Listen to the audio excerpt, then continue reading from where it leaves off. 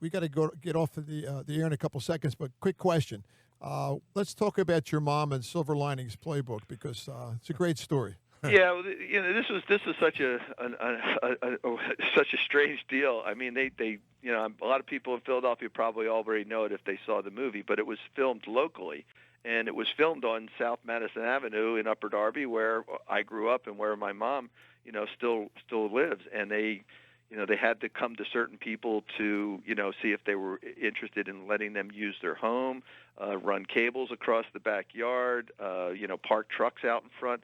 Whatever it was, she got, kind of drawn into that process. She's got pictures with Robert De Niro now, in his pajamas. If for whatever reason, there was a bedroom scene I remember. Bradley Cooper. She had the cast and the crew, and she invited De Niro and Bradley Cooper to her house for, a dinner one night, so they could get a real flavor of what was going on. I mean, she just got really kind of, drawn into the process, and she loved it. She enjoyed it, and she even has the briefest moment in cameo history in the movie where Bradley Cooper runs out of the house. I think it's early in the film where he runs out of the house kind of after an argument with Robert De Niro, and she's on the sidewalk there. Really, you have to really be looking, and then you might miss her. But that's how into the process she got, and that's how much she liked her. And they actually relied on her for some local flavor for words that they used in the film. And one of them, growing up Italian, one of them was homemades. We never referred to homemades as spaghetti or raviolis or anything. We just had homemades, and I think that was referenced in the movie, but that came directly from her. So she had a ball with it, and the odds of that happening, on our street, or where she lives now, it was just incredible. Well, first of all, I heard that she invited De Niro and Bradley Cooper to the dinner. The whole crew showed up except those two guys. So what I want to know is, you want me to make some phone calls? Yeah, well, that's the thing. She doesn't care if Bradley Cooper is De Niro. She's like, well, how come you didn't come to the dinner? Right. She approached them that way. And she was on set one day, and De Niro was cursing, and she said, "Why does he have to curse? I mean, well, he just kind of does that. It's not in the script, and but she the only problem she had with the movie was there was a little bit more cursing than she would go for." I hear you, John. Listen, we got to wrap it up. We really appreciate you coming on. We'll hopefully get you on again, buddy. All right, thanks, guys. Hey, guys, I wanted to add one thing. I visit Mrs. Cappelletti once a week. We sit and have coffee, and she's great company. So I happened to call over there one night just to say hi, and hear her daughter answer the phone, and I could hear this rack in the background. And I said, "What's going on?" She said, "Oh, she's got the crew over here from Silver Linings Playbook." So I said, "Oh, good." So I grabbed a cup out of my cupboard, ran over there, and went to the back door and asked if I could borrow a cup of sugar. And I said, "Oh, are you having a party?" So I got invited in. I actually weaseled my way in. That's it. And what a time. David O. Russell was there, and a lot of and what the story that we got was that the crew really wanted to kick back, relax, have a couple bottles of wine and everything. And they really didn't tell De Niro and Bradley Cooper, because when they're there, it's much more formal. It's, Mr. De Niro and Mr. Cooper and this and that and the other.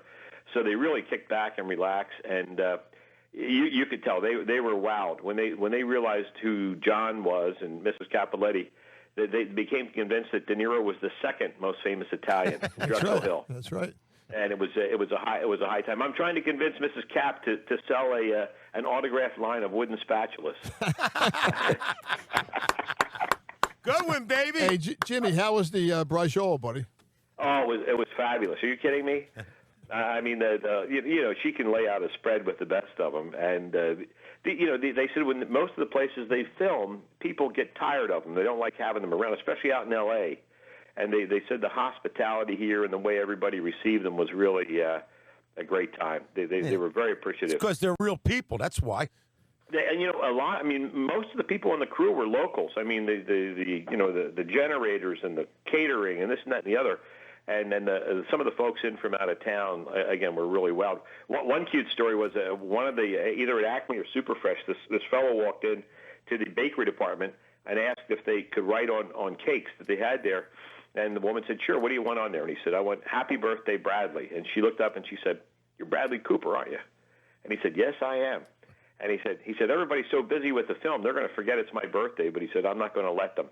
And she decorated, had her picture taken with him, and they were, they were just very down to earth people, and it was fun for this whole area to be part of the mix for sure. And although Bonner didn't get in, Prendergast did. I saw that scene. That was good. We saw the movie the other night. Good movie. Gene's got a story to tell you. But anyway, did you see? His Mrs. Cap's grandchildren, I heard, were all extras in the movie. Yeah. In the Halloween scene, and they got $180 a piece, I think it was. But the story goes that the next day when Mrs. Cappelletti was on the while they were shooting, she called out Bradley Cooper and De Niro and asked them why they didn't come, and Bradley said, I didn't know about it. Then De Niro said the same thing, and supposedly she stared at De Niro and said, "Are you looking at me?" You talking to me? Exactly. Yeah, she did. And listen, I have the picture of the two of them with him in his PJs. If you want me to send it to you, email it to me. That'd be great. To get it. So we'll put she insists that she doesn't want anybody to think there was any hanky panky between them. Right. I'll shoot that on over to you, Gino, Michael. Jim, good show. Good to hear John. Thanks on the phone there. Thanks for calling, Jim. Thanks, guys. See you.